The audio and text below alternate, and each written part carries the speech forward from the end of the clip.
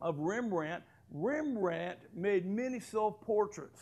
And he would dress himself in different costumes, and he would paint himself between sessions that he had with other people. Maybe he was practicing, I don't know what he was doing. Maybe he was working or fine-tuning his abilities to paint. I don't know. But he would get a mirror and he would paint himself in those portraits. And you can see them today. They're in the museum. Now, God actually painted himself. He sculptured himself. And so if you looked at Adam, you would be looking at God. Now, understand, I'm not saying that Adam was God, but yet Adam was created just a little bit lower than God. He was, in fact, a God-man with some of the abilities that God had. Now, I have found this out, that God created Adam and Eve with the ability to see all things as being possible. You see, when God came to Adam and he blessed Adam and Eve and he said, I want you to multiply and be fruitful, to increase, to subdue and have dominion, Adam did not possess the ability not to believe that. It was in the nature of Adam to believe that that was possible, to believe that all things God said were possible. Now, God, fashioning him in his image, created him in such a way that he was able to see, whenever God spoke dominion, he saw it. When God spoke to him and said, multiply, Adam saw it. You know, the Bible says that God brought the animals before Adam, and then Adam named those animals.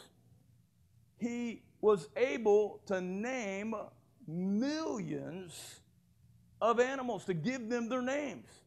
I was reading something the other day in one of the scientific journals. I don't remember exactly what it was, but they said there was over 100 million creatures on the earth, and that we have only documented some 10 million of them.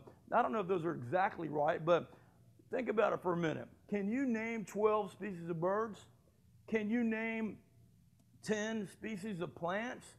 Think about it for a minute. I mean, I don't really, dwell on those type of things, but if we can only remember just a few, Adam had the ability to name over 100 million of them. Where did that ability come from? I submit to you, it didn't come from intellect, but it came from his ability to see the names of those animals, and it came up right out of his spirit and into his imagination and out of his mouth, and he named each and every one of them. See, this is why the enemy is fighting us so much, because God gave us the ability to create. Do you know that your imagination is a world of unseen? Do you know that in your imagination you can create things? You have control over your imagination. You have the ability to see within yourself, within that God-given ability to imagine a thing. You have your own virtual world. Do you know right there today that you can sit there and you can imagine yourself as being prosperous, that you could image yourself as being healed, that you could actually see within your own imagination Jesus in this program coming into your life right now and laying his hand upon you and saying, son or daughter, be thy well. That's how God created us. He created us with this amazing ability to be able to use our imagination to see the unseen. You know, the Bible talks about now faith is the substance of things hoped for.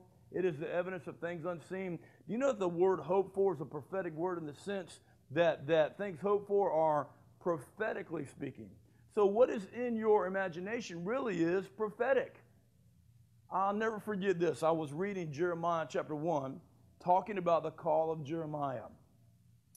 And when God called him, God anointed him, God blessed him, God gave him an assignment. But at the end of the assignment, God said these words to him. He said, Jeremiah, what seest thou? And it hit me one day how powerful that is, because what God was doing was, it wasn't enough for him to be called. It wasn't enough even for him to have a blessing or an anointing upon his life. It wasn't enough to know what his assignment was. God had to get Jeremiah to see it. So he asked